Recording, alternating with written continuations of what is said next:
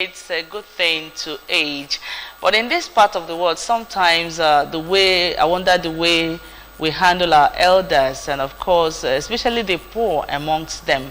So we have a great mind in the studio this morning who is going to help us, and she's also an elderly person. All right, you're welcome to the show. My name is Nonye Nwokoye, and I'm so delighted to be working this morning, or to be in the midst of a great woman of our time. Yeah, she is none other than proprietress at Alzheimer's Disease Foundation. She's also a former Minister of Women Affairs, Ayom Josephine Anene. It's good to have you in the studio, ma'am. You're welcome. Good morning, Nanyet. Thank you for having me. I'm so delighted to have you, and you look good at your age. Thank you. Thank you. Thank you. All right. We also have in the studio a public health specialist and dementia advocate, Dr. Uzoma Chidi Okereke. Good to have you. It's a pleasure. Thank you very much. You're welcome. Thank you. All right. We are here to talk about the elderly. Today is World Elder Abuse Awareness Day, and Mommy, let me begin with you. Okay. Ladies first, or women first. Now, No, I'm a lady. I'm a lady. All right. What's your general assessment of the way we handle our elders in this part of the world? Well, that's where I saw the gap. We are not handling the elderly very well. Once somebody is elderly, it's like the general perception or the attitude, the way they treat them is like they are finished. You've done your bit, so go back, go and rest, and wait for the day you will die. A type of attitude. And you see, and it's not good because it impacts on the well-being. And some see them as witches or wizards. It impacts on the well-being, of the elderly person, because you're discriminating against the person, you're isolating the person, you're looking down on the person, and if the person happens to be very poor, and you know that poverty is also makes people very vulnerable.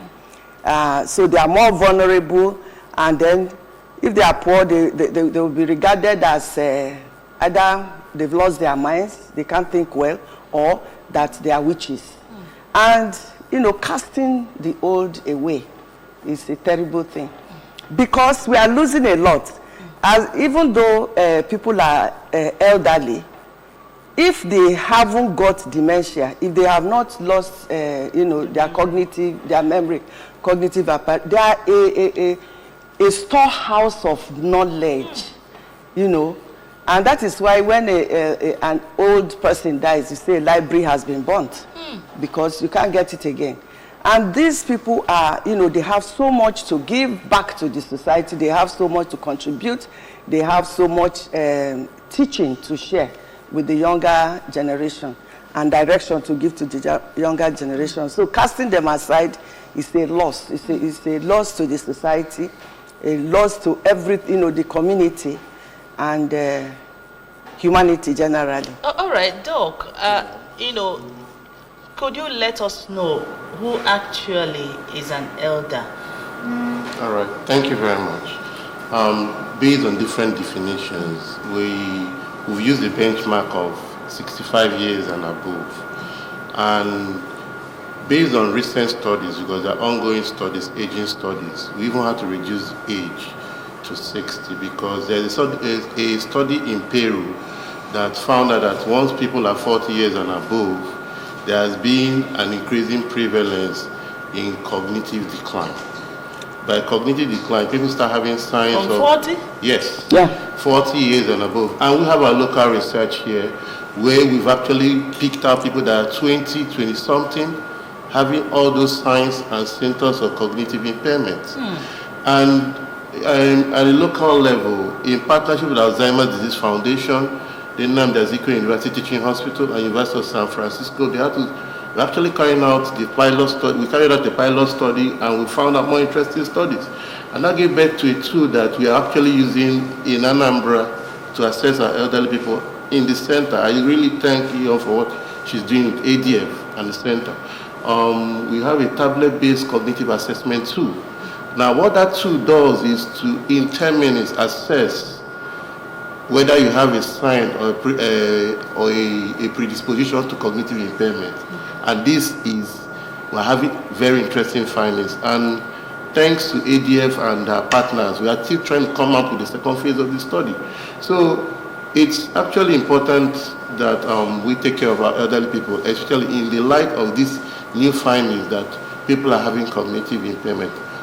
What is causing it, we may not know, but the studies are ongoing. Thank you. All right. Now, when we talk about abuse of elders in our society, you know, what actually does that mean? I don't know. How can a child just wake up and start abusing maybe his grandfather or grandmother? You know, what does it mean? Okay. Abuse covers a whole gamut of activities, things that people do or do not do. That they are supposed to do, the ones that are supposed to do that they do not do. That they do not do, that impacts on the elderly. For instance, there are so many different types of abuse. You have physical abuse, economic abuse, sexual abuse, emotional abuse, all abuse in various forms. Including financial abuse. Financial abuse, economic abuse. So now, if a child, if an elderly person is being touched in a way that she doesn't like, there's sexual abuse also. Touched in a way they do not, that they don't approve of. That can amount to sexual abuse, because then physical abuse, you see them beating, pushing, like the one that happened shoving, in Abagana, like the one that happened in Abagana, where the daughter, they don't have the patience with the mom. From the images we saw, you can see clearly that this woman has dementia. So, and not only that she has dementia, she's also reached the state of dementia where she's incontinent. So she doesn't even know when she does. I actually experienced this growing up. My grandmother, you give her food now. Somebody will come in, hey, Mama, how are you? Have you eaten? He said, since 2 years, they never give him food. Yes, that is also that is part of it, and those are some of the signs that the person has dementia, especially because you will start accusing the person of telling lies, telling lies or lying on, telling lies against the people they live with. But they are not telling lies. That's their reality. They don't know. They don't know it. And the thing is a terrible disease because it breaks families. It destroys families because of ignorance, because people do not understand what it's all about. So when you don't understand what is happening to this old woman, the tendency is that there will be a lot of friction in the family, arguments, fights, and all that. And then the next thing, because of ignorance again, they will just dub the person as mental, that the person has gone mad, Allah Yibagi or something, and then they'll start tracing whether there is in their lineage, whether her mother or her grandmother was mad. And it is possible that the grandmother had dementia also, because genetics is also a predisposing factor. Yes. So they say, hey, if they are not in Abofa, Allah in Abofa, and it starts going on and on like that. Then what does it lead to? It leads to further isolation, ostracization, discrimination, and untold abuse. All right, Doc, I think before we get to your activities, Mom, let's, Doctor, tell us, about getting old. How can somebody age gracefully in this part of the world? Must you be wealthy, just like Mommy, to be, so that as you age, you're equally, getting attention or getting whatever you need from people around you. So tell us what it takes to age gracefully. Yeah. For the benefit of those watching us.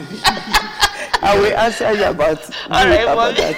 Yes, I really want to use Iyom as a case study because she's living the dream. Okay. And I'll tell you why. Because for you to age gracefully, you have to actually have information. Okay. Because our people perish for lack of knowledge, and because we've not had information about aging gracefully, what do you eat? How do you exercise? How do you read? Like reading has a lot in aging gracefully, and I can tell Iyom is living the dream. I called Iyom very early this morning, and she was in her books. How many older people read books? People feel that once you finish, you have a degree, you have acquired all the degrees, you stop reading.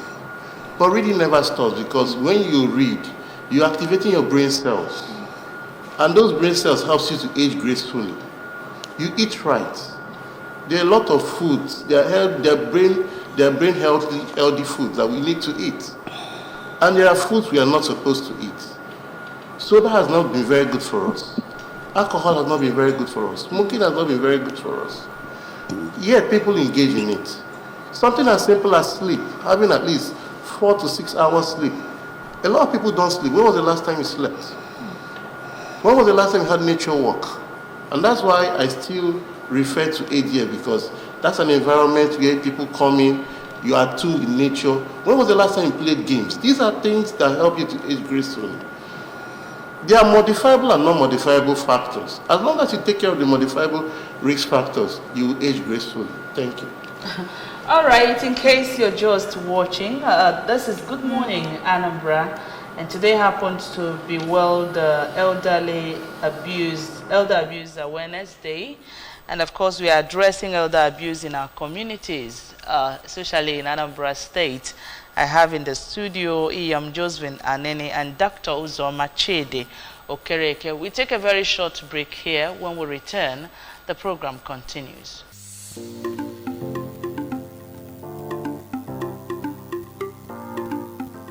Biblically, say that you should honor our parents, and our parents we are the elders you are seeing today, maybe in the society, maybe in the church, maybe in the working place.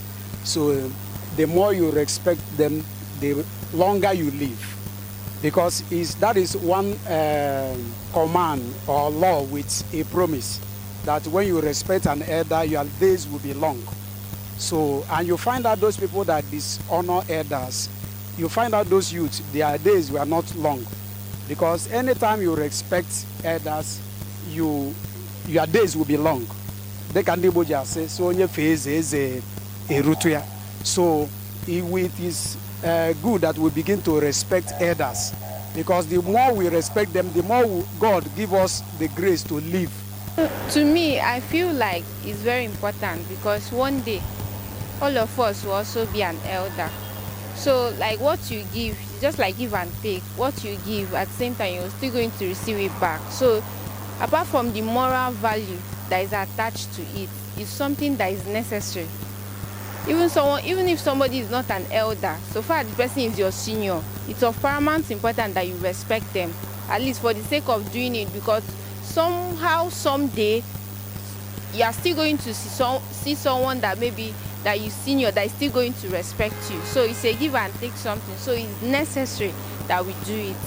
How you treat your elder is some way the upcoming one will treat you. But the thing is, in this day society, things are really upside down. Elders don't behave like elders anymore. They don't behave like elders anymore. There is no longer truth. Elders will see children misbehaving. They will just keep calm, so that they don't see it. And then if you as an elder, you see your own child disrespecting an elder, you just laugh it away. And then you expect that same child to respect you. That's just the origin of the whole thing. So everything is now upside down. But it's not of the current situation we find ourselves. Respecting elders is still very good, because if you respect your elders, your elderly ones, the upcoming ones will also respect you. I don't think there is any much gain in helping elders, but it depends on how you are brought up. Some people are not brought up in a way that they can respect elders. Some people just have disrespect in their blood. So it depends on.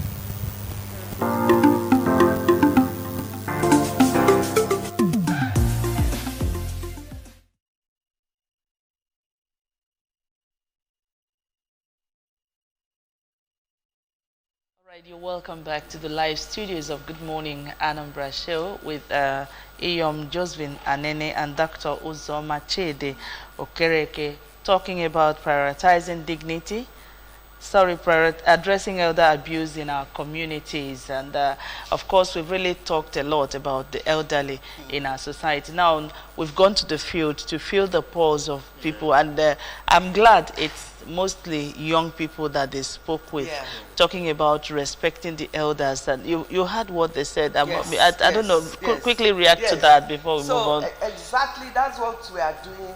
What we are doing in ADF is bringing up the young people to know the benefit of respecting elders and the need to respect elders. So we have an ADF Young Champions Club, you know. So what we are doing at ADF is intergenerational. So we have young people working with us, with the elderly people, and learning how to live. Because you don't give what you don't have. If their parents, which is the generation after us, did not teach them, then they can't know it, that it is what they ought to do. So, but it's never too late to start. So we are starting to bring the young people on board, and let them know that that's where they are going. That's where they are going. They are going to be old one day. One day. I remember when I was a teenager, if I hear that somebody is 20, hey, this person is old though. When you hear the person is 40, Methuselah. Now, if I hear that somebody is 70, I will say, oh, it's a young man. Do you understand? So we are all getting there. We are teaching, and that is the purpose of what we are doing, this awareness that we are creating, that elders should not be abused. Young people should look after the elders. There was one young man who said that when an elderly person sees a child abusing another, he just looks away. He doesn't correct or laughs it off. He doesn't correct the child. So what do you expect the child to do? That's very true. So we need to teach. If you don't teach the young people, they will not know. It is what you give them that they will give back. All right, Doc, now can we look at some young ladies that may want to get married, and they're like, if your mom is still alive, I'm not going to marry you, forgetting that she's a human being and tomorrow she will get to that level. And there's some people that term some elderly people witches, wizards. What do we talk about? Tell those such people, you know, knowing that everybody will get old someday, just like Mommy has said. Yes, I align my thoughts with you, and I actually want to say that when an elder person sees another elder person being abused by a younger person and does nothing, he should know that it's actually a matter of time before he himself will also get abused. So it's important to voice that, and that's what ADF EOM is doing with her foundation, and they're voicing out, trying to bridge the gap, trying to show empathy, educate these young people, because they do not know. If you grew up in an environment where the mother does not have respect for the father, what do you expect? Or you grew up in an environment where the mother abused the mother-in-law, what do you expect? So you can see that in Iyom's time, there was a little sanity in the environment. We've lost that sanity. So what ADF is doing and other NGOs like ADF are doing is to return that sanity to what it used to be. By educating these people that they need to know. They also need to know that some of those behaviors of those elderly people can be as a result of cognitive impairments. Just like when you wake up, you forget your keys. These may be signs of cognitive impairments. And when you do that, you're supposed to show empathy. You do not discriminate. You did not stigmatize. A lot of people want the easy life. And I don't think, a lot of people don't trust the process, they don't trust the journey. I think it's an encouragement to people to trust the process, trust the journey, have respect for the elderly. It's an obligation, it's a must that you must do. Because like as if you're throwing a stone into a glass, into the market square. Sooner or later, something will return back to you. So it's important that we take that step. And education is the key. I actually applaud ADF because they've been doing a lot. And other NGOs that have been doing that. So, anyway, can you tell us the full meaning of ADF? Alzheimer's Disease Foundation. Okay. Yes. Okay. Now, Mommy, I don't know the issue of elderly people in our society. I don't know. Can we really compare what is obtainable in developed world? Because there's something I had happen in this in Nigeria, okay, where a woman had to cry that they took her to elderly people's home, and it's not our culture. So I don't know what you people are doing. Maybe for elderly people that don't have children, elderly people that don't really have people that takes care of them, elderly people that are not really exposed or educated, so to speak. Is there anything your foundation is doing for this category of elderly people? Okay. Before I answer that question, I want to state that old age or aging is a global thing. And even in the advanced societies where you think it is normal or natural for them to have to go to care homes or this, it is not. It is choice. Okay. The people choose. There are some people who choose to age in place. They want to age in their homes. They don't want to leave their homes because they are used to the environment. Okay. And if you take them out of that environment, you disorientate them and they don't thrive. So they thrive better in their environment. So they would choose to age at home. Then there are some people who will choose to go to a care home or residence or whatever they call them, nursing home. They choose to go there. And so when they get there, they know it's their choice. In Nigeria, we don't have a lot of choice. We don't have a lot of care homes, standard. Just recently that, standard care homes are springing up, as business enterprises, private initiatives. What we had before was what government will put in place, they called old people's home, or some churches will have. And of course, there you will find that the level of care is not the standard anybody will. It's suboptimal. It's suboptimal. Yeah. And so you find that it is just the destitutes, the real destitute ones that you see there. So it doesn't give a nice picture. And so nobody will choose to go to that kind of place. But if we are now calling on private persons, businessmen, to see this as an economic opportunity, to build standard care homes, well-equipped and well-staffed with trained professionals to look after the elderly people. And, and people will pay for it. Because this question of, it's taboo, it's an abomination, you can't take you must have your mother age in place.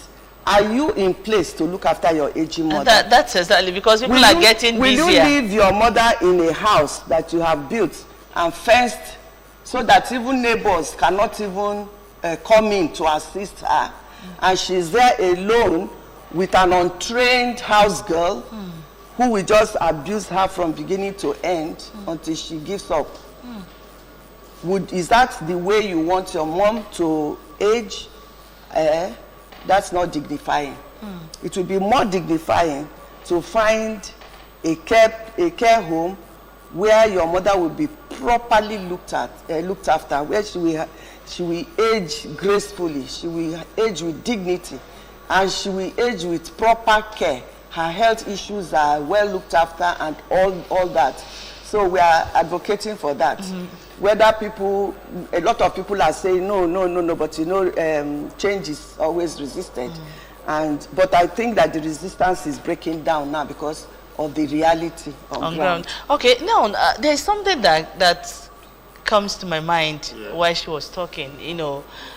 Talking about, I know that in some developed countries of the world, there is an age one gets to, and there are some responsibilities that are taking off the shoulder of such people. I know equally in this Nigeria, there are some communities that get off their shoulder. Some elders don't pay levies in communities any longer. Some communities are doing it when you get to 80. And our community have started it doing this 8 or 1 something. Once you get to that age, there are some responsibilities that are shelved off your shoulder. And now again, when it comes to them, elderly people going to hospital checkups, I don't know whether we have it in this society where they can go to medical, established facilities and assess health, health care free of charge because of their age. Do we have it? Yeah, I would actually say yes and no. Okay. Why I would say yes is because of ADF. Okay. Now, one thing ADF has done with her partners, especially the teaching hospital, is that they have provided specialist care, geriatric care to elderly people at no cost. So you see, they invite specialists to the center. Initially, it was twice a week, now once a week. And they have been consistent. At least for the past 5 years, I know, they have been consistent. So every week, elderly people stroll into the center at Amor, the Ignatius Akubute Center, where they access specialist care. And where the comprehensive assessments are done and the required tests, ADF has been sponsoring the medical tests out of pocket. At the point I used to ask, because I'm one of the specialists that visit the center, at the point I used to ask, is this sustainable? There will be donor fatigue. You will need help. You will need other people, other philanthropists to come and assist, because what you're doing is a good thing. We have a comprehensive health center in Ugu and Ning where we conduct the TAPCAT tests. And we know how difficult it is to have subsidized care for them, not to talk of no costs. So yes, these medical assistance are being done.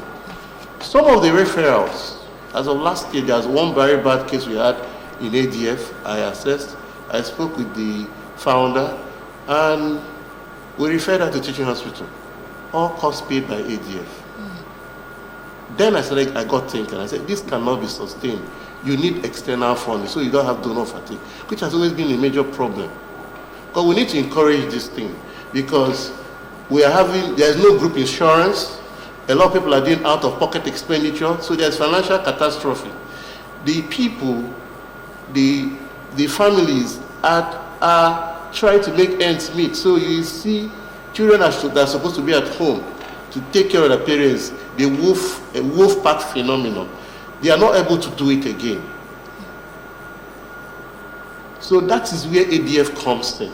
That is where other NGOs that are doing what ADF is doing should come in. So we need to encourage them. There's something called Elder Day Care Center. I was expecting YUM to do that. So that's one of the things you are doing in ADF. Elder Day Care Center is, you bring your parents, your loved ones to the center. They have a good ambience from morning till evening. You play games, you interact with nature, you interact with it's like a social support system.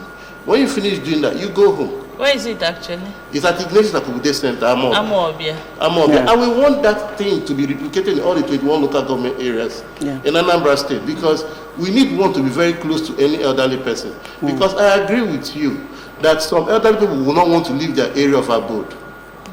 But if they have a center that is close to them, like ADF, from time to time they go there. Yes, they go back home. Yes, you have good music. They have recreation you have good center music. there. One of these days you can come to the center. It's actually a very wonderful thing. Even for us, the younger people, you're enjoying good music.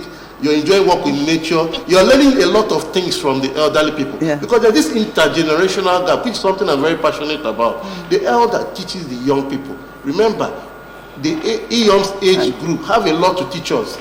The parents in between did not teach us anything, and we're the young people. So we need to take care of that gap.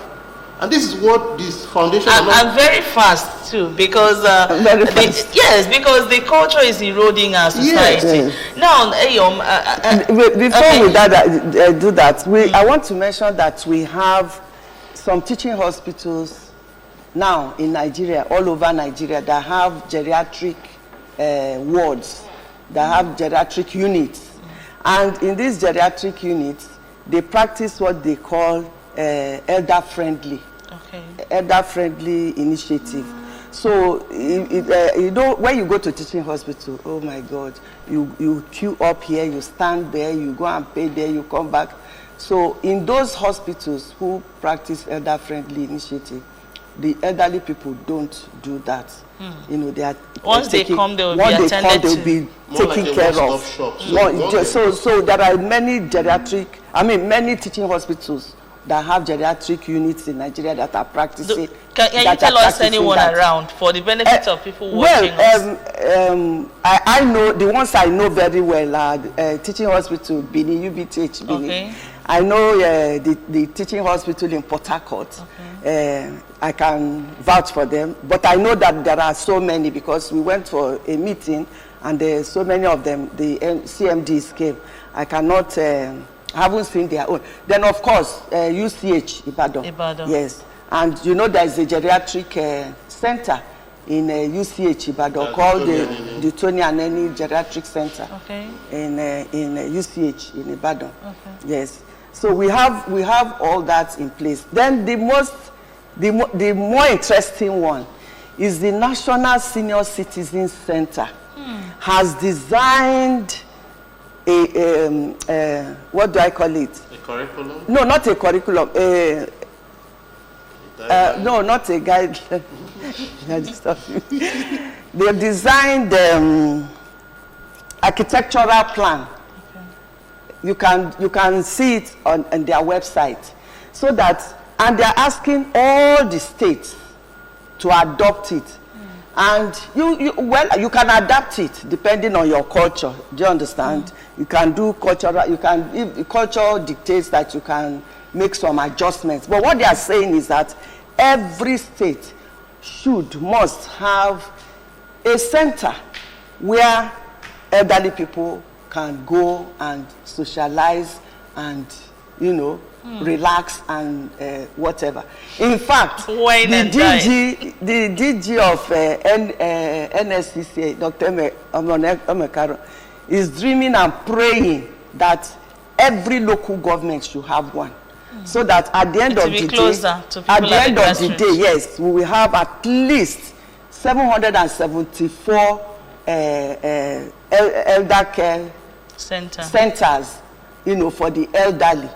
And government cannot do it all. So we are inviting private individuals to partner with government to build these centers. We have philanthropists in every local government. Please build one for us, the elderly, so that whenever we go, we don't have to wait till we get to Obosi. I know Obosi is doing fantastically well in the area of looking after social support, community support for their elders. So kudos to the Obosi community. And I pray that other communities in Anambra State, at least, let's start from Anambra, should emulate. Because once the community is also supporting, the elderly, it makes it easier. Like, that's another reason why we are doing what we are doing. Because when they have, like in emergencies, they bring palliatives and all whatnot to share. And the elderly people are not in the program. They will say, like I asked my PG, said that they shared it umunna by umunna. I said, no, you don't share umunna by umunna. You must get out for the elderly people, their own. Because they may not have the, let me speak it in Igbo, they may not have the mouth. They may not have the agency to engage the umunna head and say, where is my own? You know what I mean? So please, think of the elderly people as a special group. So if government brings any assistance, like the Soludo government does from time to time, gives them palliatives, gives them every assistance, gives them plants. The other time it was seedlings they brought. Give the old woman her coconut to plant. If she leaves and the thing starts fruiting, at least she will enjoy that one before. No, they said they shared it umunna by umunna. And we're saying, so, we should be intentional and careful. I mean, in planning, to support the elderly all right, now people. tell us, this year's International Day for Elderly, the theme says prioritizing dignity, safety, and well-being for older survivors of all identities. Tell us your activities for this year's celebration, because I know you should have some activities you're planning to do. The World Elder Abuse Awareness Day, WEAD, has several themes. The main theme is be bold, age. Be bold and do what? Yes. Yes. A lot of so there's another one that says spotlight on older persons in emergencies. There's a spotlight in emergencies. That's the National Senior Citizen Center theme. We are saying be bold, Be bold, bold, age with attitude. Okay. That is the weird one. That's what the one that we've taken, that I have taken. Be bold, age with attitude. Be bold, age with attitude. What we are going to be talking about at our lectures is for the older people to be bold, to have voice, and age with attitude, age with dignity, age with confidence. Don't let anybody look down on you or talk down on you and tell you that your own has finished, because your own has not finished. You are starting a new phase of life. So embrace that new phase of life with joy, with confidence, with dignity, with that attitude. Be proud. I'm old and proud. I'm like James Brown. That was. I'm black and proud. So we will sing our own. I'm old and proud. So don't come and start saying, which one do I know again? Because that's what they are telling you. When you want to talk, they will say, please let us hear other people. They talk down on you, and then before you know it, you start believing it that you don't know anything again. So talk. You even know more. You know more. So be bold and talk about talk. Don't let anybody talk down on you. And why didn't you put lipstick? Yeah, I got the one in the camp. Old woman like me, what am I putting lipstick for? When the young girls haven't finished putting. I'm dragging lipstick with young girls, so I put my lipstick. That doesn't mean that you're finished. Please, look after yourself. Take care of groom yourself well. Look well. Embrace your new age. If you want to dye your hair red, go and dye it. If you want to dye it green, if you want to leave it white, clean the white, highlight it so that it is sparkling white. Yeah. Okay. Okay. Now, in talk, there's something you said that reminded me of one respondent said here in the Vox Pop. Yes. When the young boy said that some elders are not behaving like elders again, and that could be the way he talked about it. You know, I think he's talking from experience, you know. I don't know, what do we say to some elders that are not living up to expectation? Because these younger ones look up to you. It depends on what he meant by they are not behaving like old. Because they expect me, at my age, not to bath. No, let not me to put lipstick. No, let me not to put lipstick. Not to wear I know where he was coming from. You know, some elders tell lies. We know that in our society. Some elders, you know, shield evil things that you know. Yes. Then, when you want to know the truth, people will say, let's go to an elder. That's true. So I think that's where... That's where generational shift. Yes. That actually happened. Like I was saying, that's part of what most NGOs like ADF are doing. Okay. We're trying to bridge that gap. Because after the EYOM's age group, the age group after that lost it.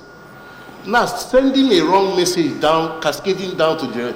believing that there is no longer dignity in aging. Where is the time where you come out and people say the truth? It's fast eroding. You see someone that is supposed to be truthful, is actually mixing up facts, not being able to say the fact the way it is. What are you scared of? Because they've lost values, sense of values, no integrity. Their values have lost. Where was integrity? A lot of us wish to grace age fully because that's where you see integrity. Where you have a problem, you run to the elderly people because you believe they'll say the truth. But now the woman enthusiasts. Yes. And they know. They will tell you, well, you know, you have a case in the community and you say, okay, you are going to tell the, you know, like my place, they call them Isiapu. I'm going to report to this Isiapu. Say, Jenny Isiapu can you That's an indictment. That's an indictment. That's a serious indictment. You know. So we need so the young people who also know that there is that are values like truthfulness, integrity, and uprightness. Because not all it's just a few young people.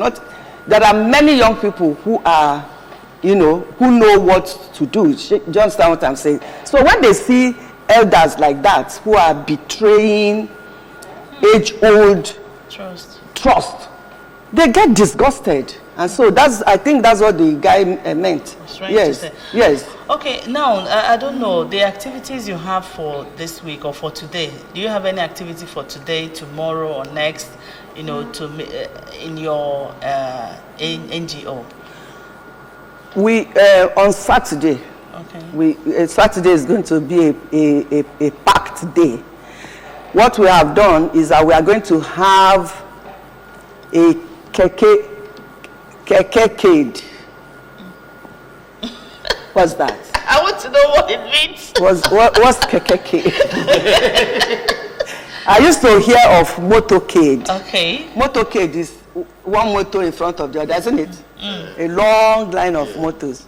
So we don't have motor. We have keke. All right. So we are going to use keke. So we are going to have kekekade. Okay. You know, from the Ignatius Center to the center of the town, Ezeokpaligwe. Okay. And the young people are going to be drumming. The elder people, the old ones that can't walk, will be seated in their glory. In the kekes. Decorated kekes. Okay. So we are now going to go around the town, you know, to create awareness about this. And the police is going to be with us, so that nobody should be afraid of anybody, insecurity or any hijack. The Commissioner of Police has promised us they are going to be with us.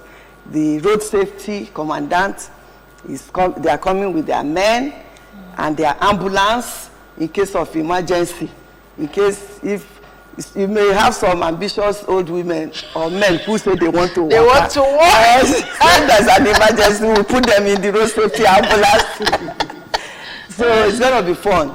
So, but the idea is to drum up interest and awareness, because people will say it's going to be a spectacular event. And people will say, who are these? What's happening?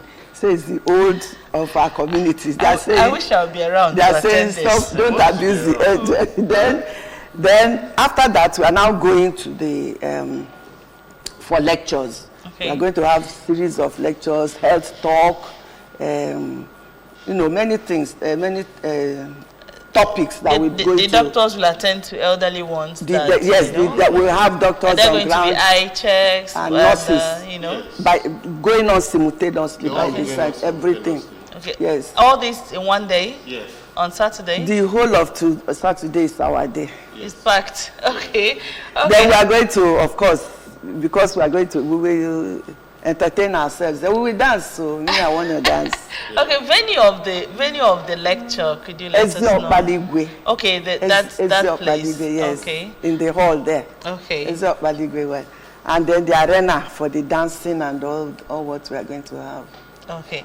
Now, before we finally go, because our time is fast spent, there is something that is so touching. When I went through the United Nations page for this Elderly Awareness Day, I saw where they talked about in case of emergency. In fact, there was a picture of an elderly woman with the grandchildren in front of that page.